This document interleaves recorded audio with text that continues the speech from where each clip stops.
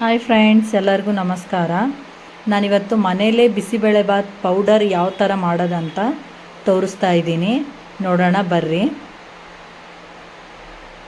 ಈಗ ಬಿಸಿಬೇಳೆಬಾತ್ ಪೌಡ್ರಿಗೆ ನಾನು ಸ್ವಲ್ಪ ರೋಸ್ಟ್ ಮಾಡ್ಕೊಳಕ್ಕಾಗಿ ಈಗ ಬಾಣಲಿಗೆ ಸ್ವಲ್ಪ ಎಣ್ಣೆನ ಹಾಕ್ಕೋತೀನಿ.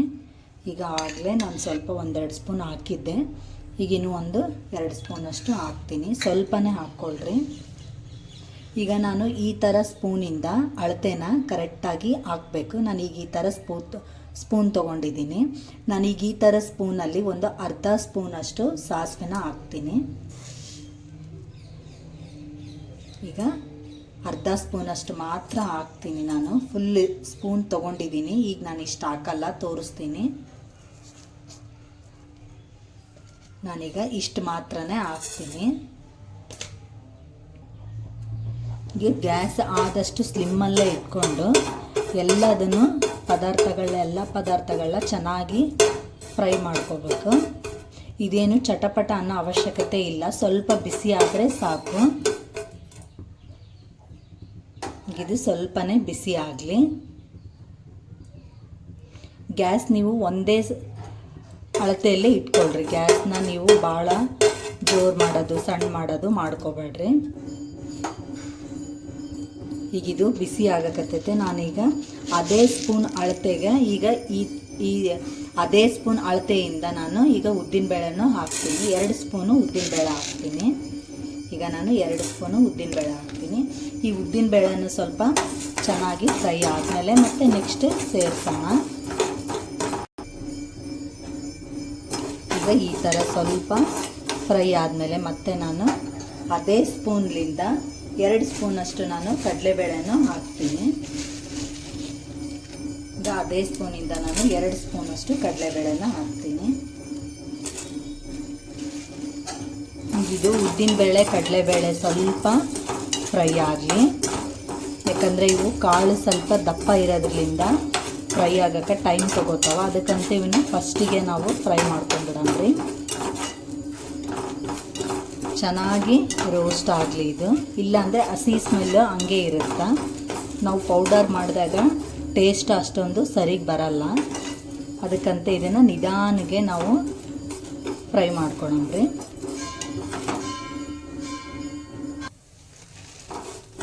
ಈಗ ನೋಡಿರಿ, ಸ್ವಲ್ಪ ಬಣ್ಣ ಚೇಂಜ್ ಆಗ್ತಾ ಬಂತು. ಭಾಳ ಏನೋ ಬ್ರೌನ್ ಕಲರ್ ಬರೋದು ಬೇಡ.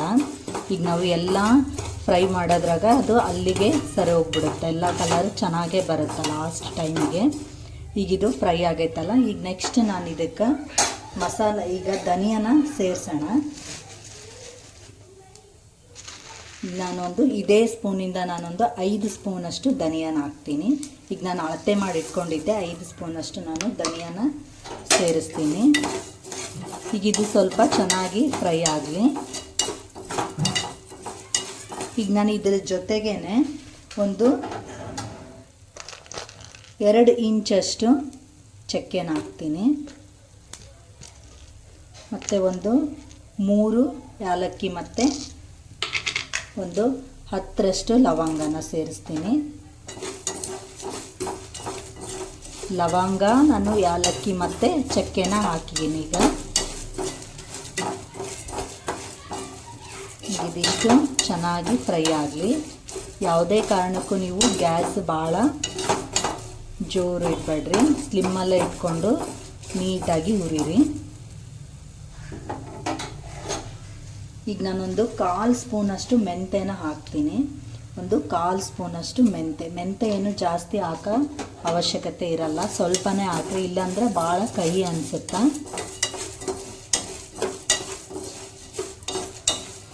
ಇದೇ ಥರನೇ ನೀವು ಎಲ್ಲದನ್ನು ಚೆನ್ನಾಗಿ ಹುರ್ಕೊಳ್ರಿ. ಹಿಂಗೆ ಕೈ ಆಡಿಸ್ತಾ ಇರ್ರಿ. ಎಲ್ಲ ಕಡೆನೂ ಚೆನ್ನಾಗಿ ಫ್ರೈ ಆಗ್ತಾವ ಎಲ್ಲ ಪದಾರ್ಥನೂ.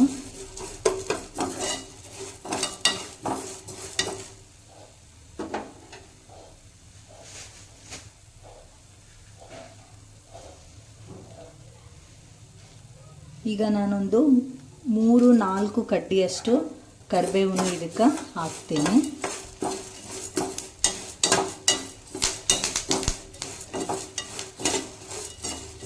ಈ ಥರ ಚೆನ್ನಾಗಿ ಹುರ್ಕೊಳ್ರಿ.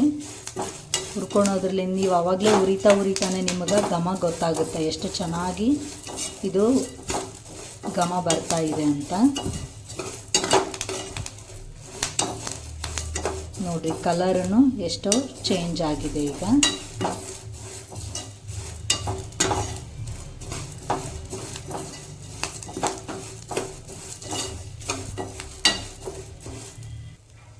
ಈಗ ನಾನೊಂದು 1/4 ಸ್ಪೂನಷ್ಟು ಗಸಗಸೆ ಹಾಕ್ತೀನಿ. ಈಗ ಇದು ಹಾಕಿದ ಮೇಲೆ ನೀವು ಜಾಸ್ತಿ ಹೊತ್ತು ಫ್ರೈ ಮಾಡೋದು ಬೇಡ, ಯಾಕಂದರೆ ಗಸಗಸೆ ಜಲ್ದಿನೇ ಸೀದೋಗ್ಬಿಡುತ್ತೆ. ನೋಡಿರಿ ಈಗ ಎಲ್ಲ ಕಲರು ಚೇಂಜ್ ಆಗೈತೆ, ಘಮನೂ ಅಷ್ಟೇ ಚೆನ್ನಾಗಿ ಬರಕತ್ತೈತೆ. ಈಗ ಇದನ್ನು ಒಂದು ಪಾತ್ರೆಗೆ ಎತ್ತಿಟ್ಕೊಳಮ್ರಿ. ನೋಡಿರಿ ಈಗ ಎಷ್ಟು ಚೆನ್ನಾಗಿ ಫ್ರೈ ಆಗೈತಲ್ಲ. ಈಗ ಇದನ್ನು ನಾವು ಒಂದು ಪ್ಲೇಟಿಗೆ ಎತ್ತಿಟ್ಕೊಂಡ್ಬಿಡಮ್ರಿ. ನಾವು ಪ್ಲೇಟಿಗೆ ಎತ್ತಿಟ್ಕೊಂಡು ಇದು ಮಿಕ್ಸಿ ಮಾಡಬೇಕಾದ್ರೆ ಸ್ವಲ್ಪನೇ ಹಿಂಗೆ ಹಾಕ್ಕೊಳಮ್ರಿ.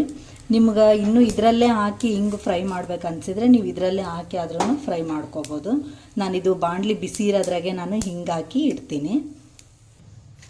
ನಾನೀಗ ಇದೇ ಬಾಣಲಿಗೆ ಒಂದು 10ರಿಂದ 12ರಷ್ಟು ಒಣಮೆಣಸಿನ್ಕಾಯಿ ತೊಗೊಂಡಿನಿ.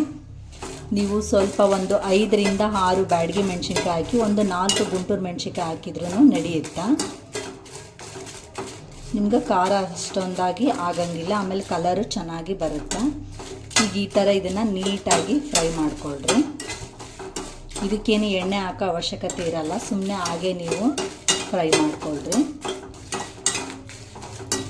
ಹಿಂಗೆ ಇದು ಫ್ರೈ ಮಾಡಬೇಕಾದ್ರೆ ಇದೇ ಥರನೇ ಕೈ ಆಡಿಸ್ತಾ ಇರಿ, ಇಲ್ಲಾಂದರೆ ತಳ ಸೀದೋಗ್ಬಿಡುತ್ತವೆ ಮೆಣಸಿನ್ಕಾಯಿ ಇವೆಲ್ಲ.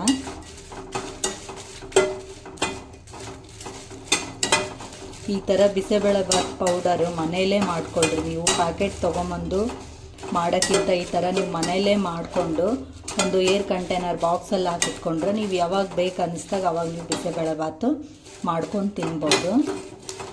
ಟೇಸ್ಟು ಚೆನ್ನಾಗಿರುತ್ತೆ, ಫ್ಲೇವರು ಅಷ್ಟೇ ಚೆನ್ನಾಗಿರುತ್ತೆ.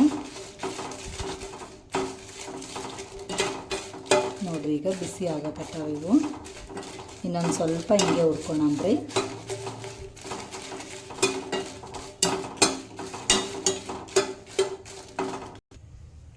ನೋಡಿರಿ ಈಗ ಕಲರ್ ಚೇಂಜ್ ಆಗ್ಯಾವ.